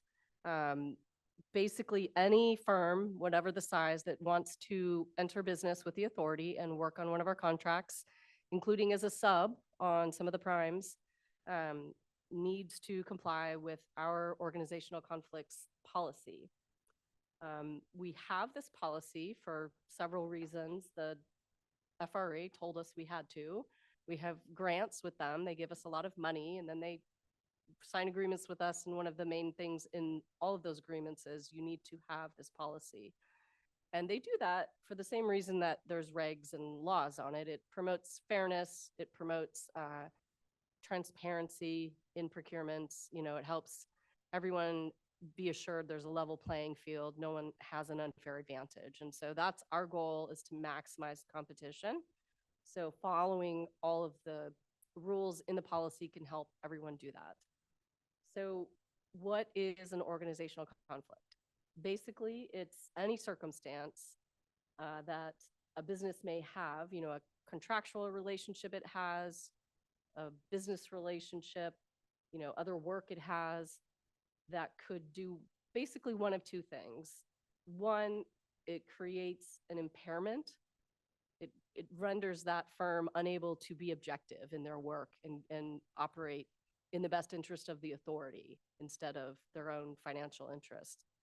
And the other is basically it would give you an unfair advantage. There's the third is the perception of either of those. So we're always on the lookout for that. That's easier to mitigate for than the first two. So these two main areas where we find organizational conflicts that we need to be on the lookout for typically play out in these two scenarios. The first is the unfair competitive advantage. You're at a conference or an event and you talk to someone who works at the authority and they give you information. This would never happen, but for the sake of the scenario, they accidentally give you information on an upcoming procurement that isn't public yet. I know that won't happen because our system is so secure. We have very small teams walled off. We don't even get to talk to each other about procurements when they're in development. But that is one way this could happen. Someone gets secret information ahead of time, and that gives them an advantage because they can get going right on their proposal. The second scenario is where your objectivity that we were talking about, that impairment, where there's a concern that you might not be able to carry out the contract in an impartial way. And that would typically happen if one contractor is trying to go for a contract, but let's say they're already working on another contract for the authority, and they would actually be in a position to sort of oversee themselves or check their own work. We don't really want people checking their own work. We want an independent contractor checking everyone's work. So these are the main things we are always on the lookout for. But even when these scenarios occur, because they do, we're a huge project with tons of contracts over a large geographic area, it doesn't mean just because there's a situation like this that someone, you know, that a firm would be fully barred from doing work on the project. We do our best to always find ways around, you know, to mitigate the conflict through ethical walls or, you know, keeping different teams separated. There's all kinds of solutions that we can come up with. Sometimes we can't and we have to say no, but the vast majority of the time, we are as flexible as we can be to make sure there's as much work available for everyone on the project.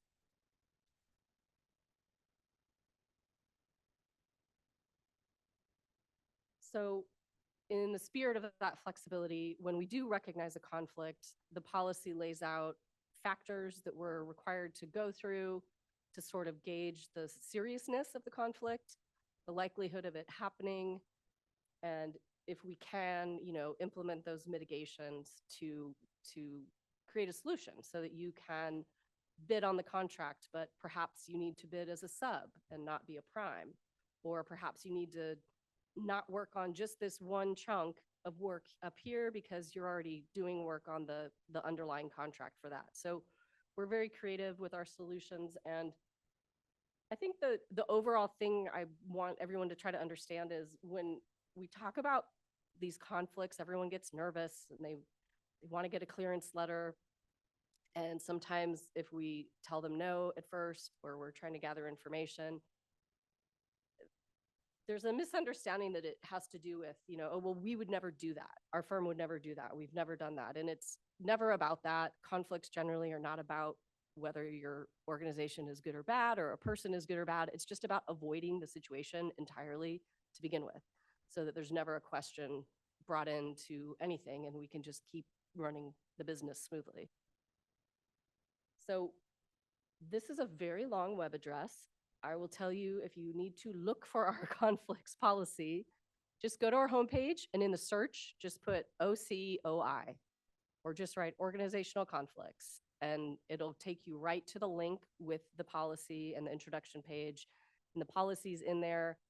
There's a lot of hypotheticals in there as well to help folks try to understand it. And if you are concerned that you might have a conflict and you're not sure if you're going to get the okay from a prime to join a team, and they need like a letter, it's not required, but some primes do ask for subs to have that. Go ahead and work with that prime to have them send a request, or have, or if you're the sub, to legal@hsr.ca.gov. And then we go through, the information you give us. We usually send you back a few questions, and sometimes we have a phone call to try to elicit more information. The key is sort of knowing what is the scope you're looking to do, even in a general sense. And then if you have any current contracts, what are those? And if you're looking ahead at this giant, all these packages we have, I'm sure today has been helpful because now you kind of have a better idea of how everything's broken up. But just try to have an idea of which contracts you're interested in. And at this point, it's a little too early for us to be issuing determinations confidently on some of those that are farther out. But we do have a good enough idea, I think, of the scope on some of the major packages coming up that we could start issuing those. So any questions or requests, just email at legal@hsr.ca.gov. And now we're going to go to small business with Chardonnay Valley, a small business advocate for the authority.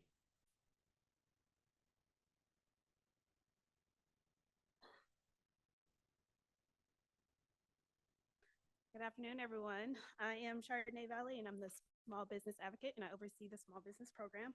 The High-Speed Rail Authority Small Business Program aims to promote the participation of small businesses, including disadvantaged business enterprises, or DBEs, micro businesses, or MBs, and disadvantaged veteran-owned business enterprises in the construction and operation of the California High-Speed Rail project. By increasing the participation of small businesses in the project, the program aims to create job opportunities, support economic growth, and enhance the overall success of the High-Speed Rail project. So we have a good number of small businesses already performing on the contract. As mentioned earlier, we have over 840 small businesses across California that are performing on this job, and as 29 outside of the state. We also have 29 that are outside of the state. The webpage for the High-Speed Rail Small Business Program, we have a dashboard, a small business dashboard that includes the map and other relevant data.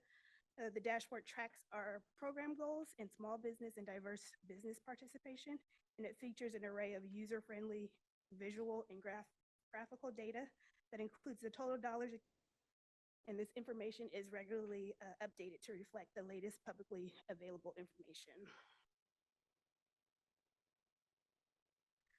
So the authority has changed its SB, DVBE, DBE program goal structure, and all contracts executed after November 2nd, 2023 will have a separate contract goals based on the federal and state requirements. For blended contracts, the following goals will apply, and this applies to most of our contracts currently and in the future. So there will be a 3% DVBE goal, 10% DBE goal, and a 25% small business goal with a 3% micro business goal carve out. For 100% state funded contracts, the following goals will be applied. It will be a 3% DVBE goal and a 25% small business goal, again with that 3% micro business carve out. For 100% federally funded contracts, we will apply a 17% DBE goal. So the authority is committed to promoting diversity in businesses. However, we are not a certifying agency. We recognize the certifications provided by the California Department of General Services, here, this beautiful building that we're in today, in the California Unified Certification Program listed here. The only federal certification that we acknowledge is the Disadvantaged Business Enterprise, or the DBE certification. The Department of General Services, they oversee the state's certification program for small businesses, micro businesses, small businesses for the purpose of public works, and the disabled veteran business enterprises. On the other hand, the California Unified Certification Program, it is responsible for the federal certification. It is essential to ensure that a new and current certification, that the business that is being brought on has a valid and current certification from one of these departments. And moreover, the certification must remain up to date throughout the duration of the contract. Most of the certifications are valid for a year to two before renewal, but it is the responsibility of the small business to keep up with their certifications. Exclusivity. The authority does not prohibit subconsultants or subcontractors from being exclusive to one offerer, but we do strongly discourage this practice. And so we have here, we have our Connect HSR vendor registry. We do highly suggest that you all register. This is a free online database that provides businesses an easy and quick way to connect with the high-speed rail business opportunities. Once you register, you will receive notifications about contract opportunities and workshops related to the project. This QR code here on this slide will take you to our vendor registry. Make sure that you scan it and sign up if you haven't to stay informed on all things small business. That is all that I have today, so I'm going to turn it over to, last but not least, Monica George. She's our Assistant Contract Compliance Manager. All right, thank you, Chardonnay. As my colleague said, Chardonnay, my name is Monica George. I am the Assistant Contract Compliance Administrator for the High Speed Rail Authority, and I will be providing you guys today a brief overview of the Community Benefits Agreement. So what is a Community Benefits Agreement? Quite simply, it is a cooperative partnership between the High Speed Rail Authority, skilled craft unions, and contractors with the primary goal to ensure that the High Speed Rail project benefits the communities that it traverses. The purpose of the Community Benefits Agreement is to assist small businesses and job seekers to find or obtain construction contracts, jobs, and training opportunities for residents who live in the economically disadvantaged areas. Also to support employment of individuals who are designated as targeted workers and those designated as disadvantaged workers, including veterans. It also helps remove potential barriers for small businesses' participation. The goals of the Community Benefits Agreement is the National Targeted Worker Program, or the National Target Hiring Initiative, which ensures that 30% of all project work hours are performed by nationally targeted workers. Of that 30%, 10% of those hours will be performed by those classified as disadvantaged workers. The goal is also to identify identification and retention of skilled workforce. We also monitor compliance of both the Department of Industrial Relations and the Department of Labor apprentice requirements. The goal is to boost access to employment opportunities, offering prevailing wage, and the timely, safe, and economical execution of construction contracts. So how does the Community Benefits Agreement apply to contractors and subcontractors? All construction contractors working on the program must agree to the CBA and designate a jobs coordinator who will implement a national targeted hiring program.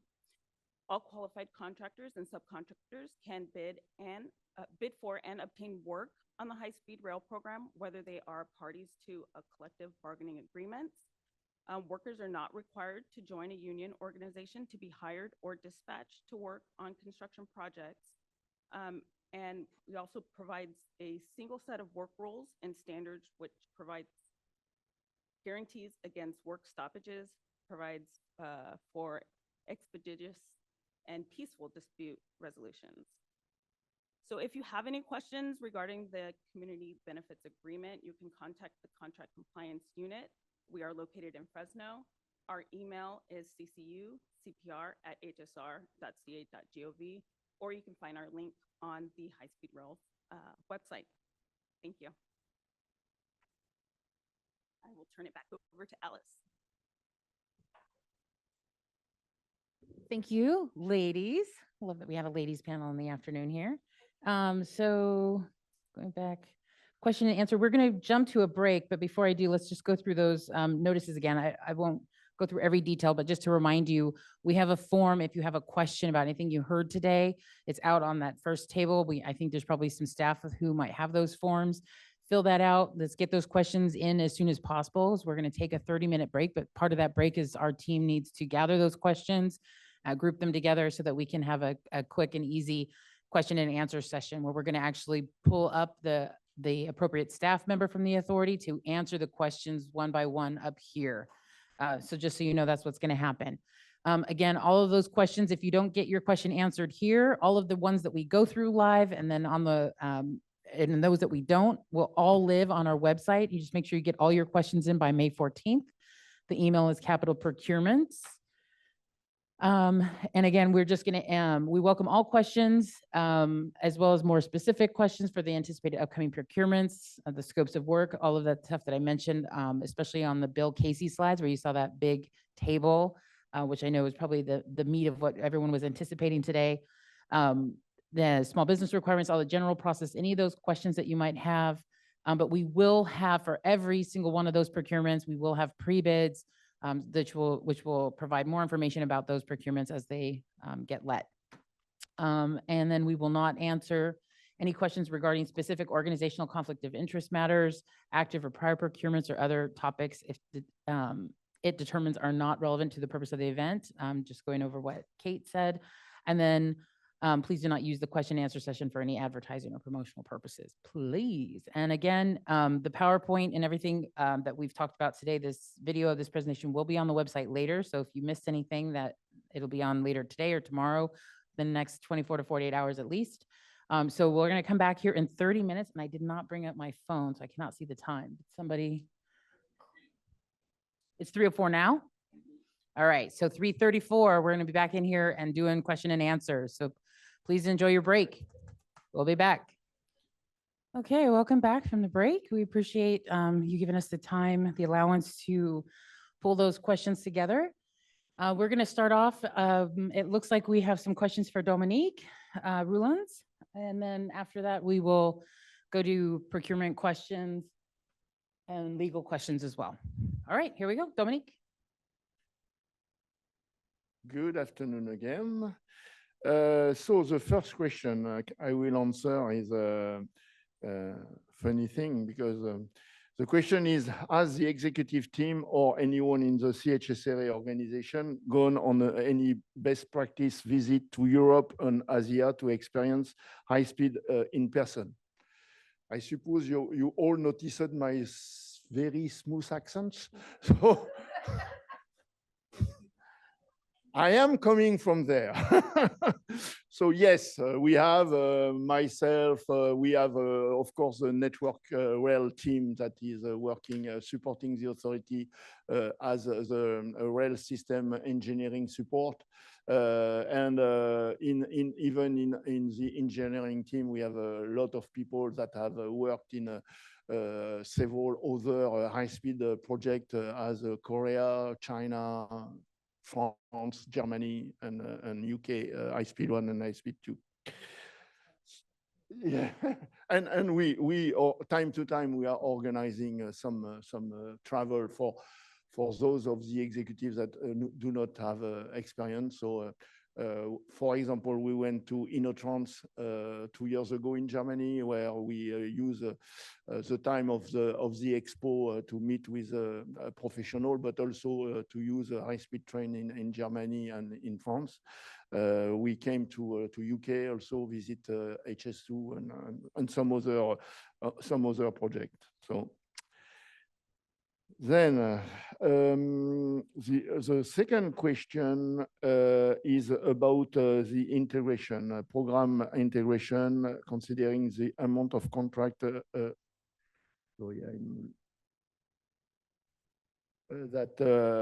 are in process. Could the authority develop the methodology, governance, and responsibility over that? So integration, we have a process in place, and this process is named European Norm 50126, which is what we are using in Europe for integration. It is a norm that is explaining the process to obtain. So it's not a standard, it's not a technical standard. It's more a process-based approach on how to build a reliable, available, and safe railway. And it has several sections, one on integration, one on safety, and sorry. So that is the baseline for our approach. And of course, as I explained during my previous presentation, we will have between the authority and Network Rail an integration team in order to manage all this integration process. And we will be supported by a requirement management support contract that will be procured this fall, if I have good memory. Yeah, this fall. So yes, we have the approach set up. The only thing that will be variable is because we let a place for the contractors that will come with us to input to that integration process, because we think we will work through a kind of alliance between all the contractors in order to have each contractor its say to what we are doing. And it's not, of course, it's the decision making ultimately will be done by the authority, but we will have a committee of all the contractors where they will have a forum for discuss between them, align their issue, technical issue between them. So it's how the integration will be driven. The third question is, can a signaling core com and SCADA manufacturer bid for the traction power? Short answer is yes. It's qualification based. So as long as he meets the qualification, there is no issue. Fourth question, who or what contract includes the OCC? Who for that contract include the OCC operation? Okay, so the OCC building is part of the facility contract, as we explained. The equipment of the OCC will be done by the signaling and telecom package. And the operation of the OCC will be done by the operator. For now, we have an early train operator, which is a Dutchman. We'll see at the time in 30 who will be in the seat, but it will the management and also by the authority, because we will keep a hand on our system, so it will be a co-management with the ETO and us. For that aspect, we are working with the college and university of the Central Valley to create some kind of rail academy where we will be able to train our future staff for operation of high-speed train and also maintenance of high-speed train. Next question is, in area of the rail system scope, there may be innovation that will provide better cost of, so yeah, it's an improvement. So we will not take into consideration option or improvement during the procurement process. It's qualification based. So we are not speaking about specificity of the construction. However, after that, once we have selected the contractor, it's progressive design or CMGC. So it's an open discussion, and it's where the value engineering and the option will be discussed between the contractor and the authority. So there will be a big place for bringing a solution option, but after the procurement, once we have selected the contractor. Next question, which scope address renewable energy supply, battery energy storage? So the scope is all in the traction power contract.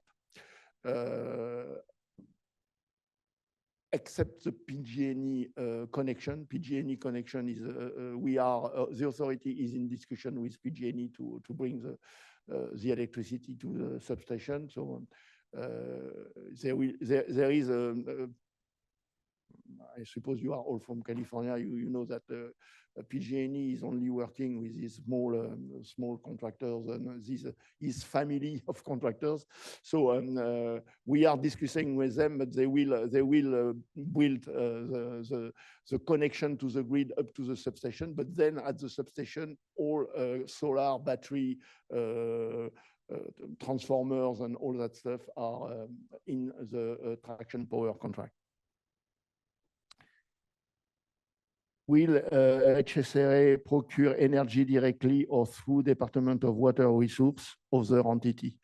As I said, PG&E. We are in discussion. For now, we cannot insult the future, of course, but for now, we are in discussion with PG&E, and we aim to provide most of our energy ourselves through the solar panel and battery. So have electrical interconnection request already been submitted for transform power substation? Yes, it is in progress. As I said, we are discussing with PG&E, and we have our own design team through Network Rail that are looking at that question. Where will be the HMF, LMF, and MOW facilities located? So we have for the maintenance of way facility, the main site will be in Fresno, close to the OCC. In fact, on the same parcel, but it's a very big parcel. So we will have the main maintenance of way site with the storage for the yellow plant and the spare part and all stuff, cable and all the stuff. And we will have several. We are looking for 4. What we call maintenance of way siding, which are a smaller site along the way.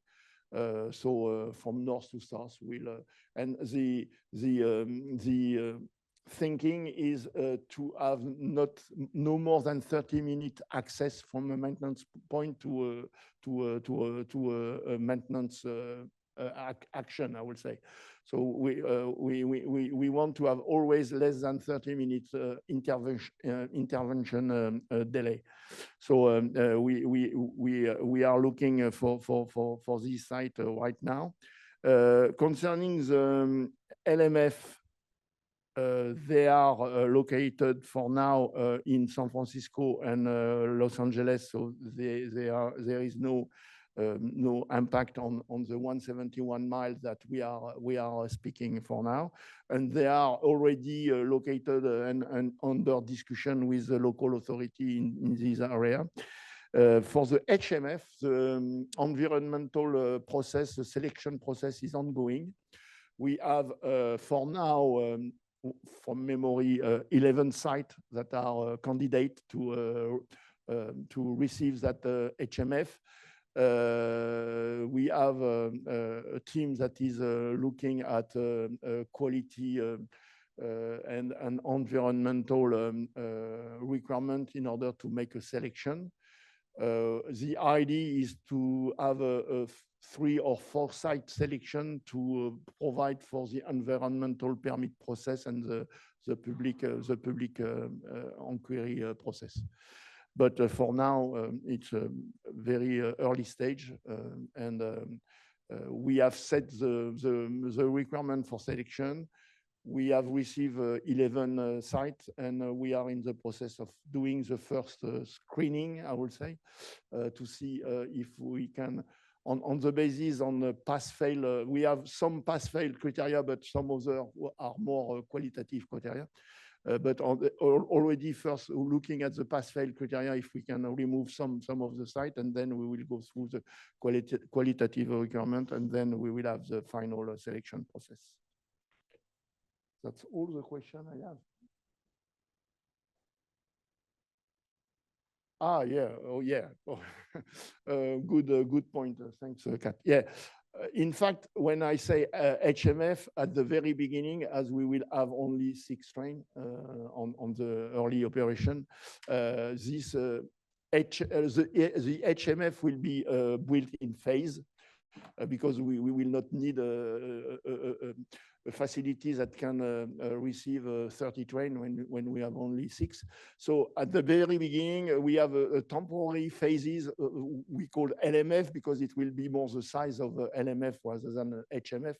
But this LMF is on the site of the HMF and will be progressively upgraded in order to reach capacity according to the phases that we are going through. So yeah, you may heard about the LMF that is on site of the HMF, but yeah, for us, it's the HMF that we are developing in phase. So it's co-located, I would say.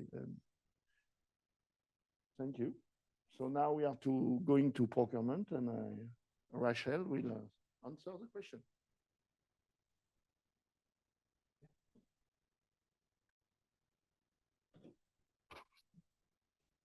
All right, can everyone hear me okay? All right, my name is Rachel Wong. I work in the capital procurement section. Our group is responsible for putting out all the procurements related to all of your capital and or construction contracts, as well as your architectural and engineering contracts. We did have quite a few procurement related questions. I'll start off with first question. Which, if any, of the larger procurements coming out will you have a draft RFP released for industry review? Our current plan is to have industry draft documents ready roughly about 2 months prior to the release of the procurements. Those procurements will be the progressive design build for traction power, progressive design build for signaling and train control, and the CMGC for track and overhead contact system construction. So those 3, you could expect to see something on our website soon about the dates of when we're going to be releasing the draft industry documents for industry input. Second question is, if a draft RFP is released, does that trigger blackout restrictions? I'm assuming this question refers to communications specifically with authority staff. Prohibitions on communications begin upon official advertisement of each procurement. All right, moving on. Third question. When will draft procurement documents be issued? As I mentioned already, we're looking at targeting 2 months prior to the release of each procurement to have draft documents ready for industry.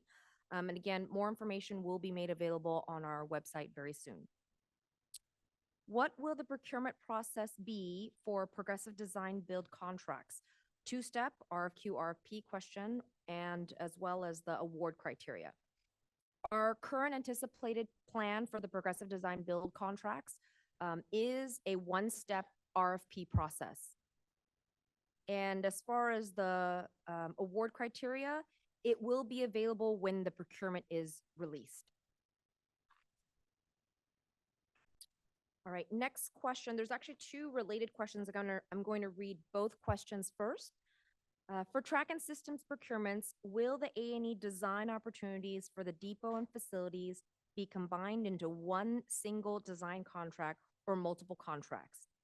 If multiple contracts, when will all be advertised in third quarter of 2024? And then the next question is, will this be one contract or 5 separate contracts for the OCC maintenance away facility, maintenance away siding, HMF, and the LMF? If the latter, on what schedule will the RFPs be released? The current approach is for one design contract for the depot and facilities design. And it is anticipated that this contract will advertise sometime in the third quarter of 2024.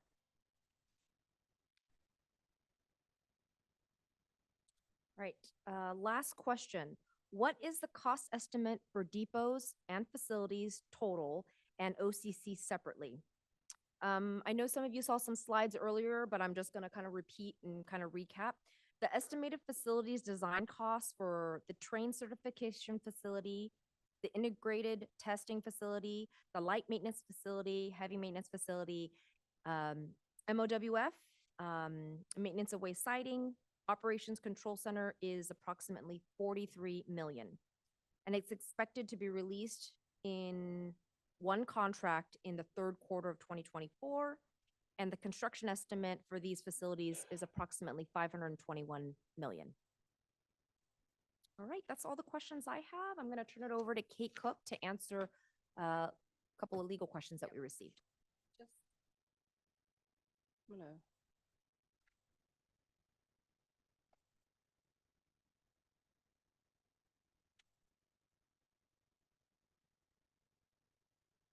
Oh, I was trying to get to that slide 19. Sorry, I could not. Oh, that's because I'm on slide 80 something.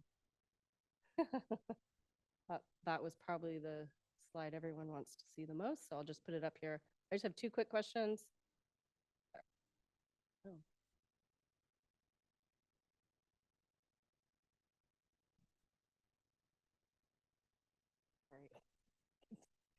My computer's a touchscreen. This is not, clearly. Okay.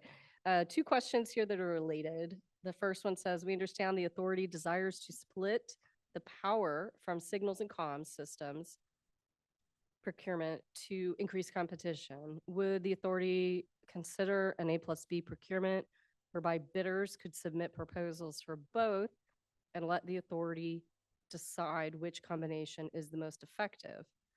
Our concern is that under the current conflict of interest rules, it may be prohibited from bidding on both.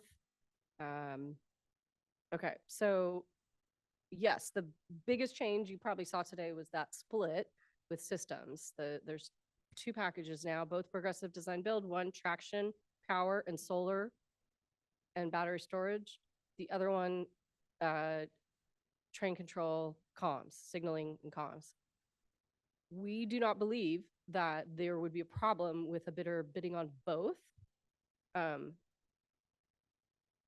just based on those 2 packages. Obviously, we always look at the details of the situation when you present them to us, but we don't think just that those 2 packages present a conflict in terms of overseeing work or anything like that. So that's the first question, the first answer, just get it out there. You can, most likely primes can bid on both packages for systems.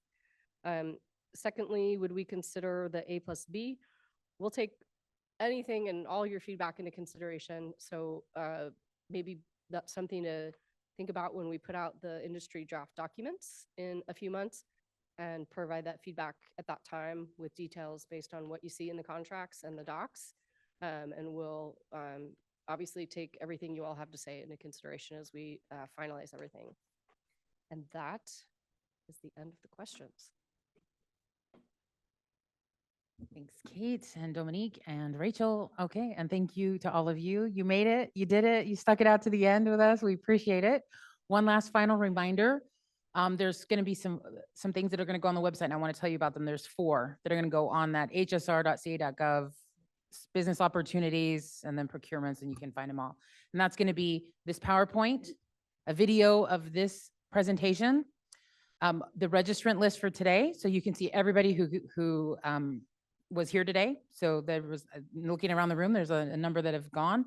So if you didn't catch name or numbers, that information will be on the registration list. And then the Q&A. Now that might take us, those first 3 things we should be able to get up within the next day or 2. Just give us some time to do that. The Q&A, you have until May 14th to submit all of your questions, and the team will be working to get those posted up as soon as possible. So those will be coming, and just give us a few days, week or 2, I don't know. Yeah, something like that. So again, that's it. I think that wraps everything. Did I forget anything? Looking at legal and procurement one last time. Thank you all so much for coming, and have a great rest of the afternoon. Yay, done.